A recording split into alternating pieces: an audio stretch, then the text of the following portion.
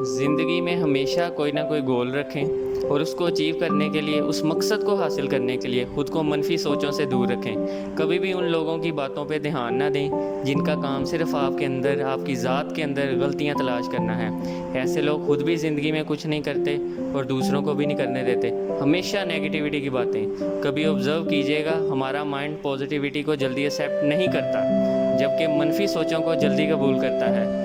Sir जी, एक study कहती है कि एक नाउम्मीद और मायूस इंसान 10 दूसरे लोगों को भी नाउम्मीद और मायूस करता है। ये भी एक वबा की तरह की बीमारी है जो जल्दी लग जाती है। अपने इर्द गिर्द या अपनी ज़िंदगी में मोटिवेशन के सोर्सेज पैदा करें जो आपको आपके गोल के लिए मोटिवेट रखें और फोकस पैदा करें अपने मकसद को हासिल करने के लिए। मंजिल पे पहुंचने की खुशी आपको अक्सर रास्ते की मुश्किलात भुला देती है।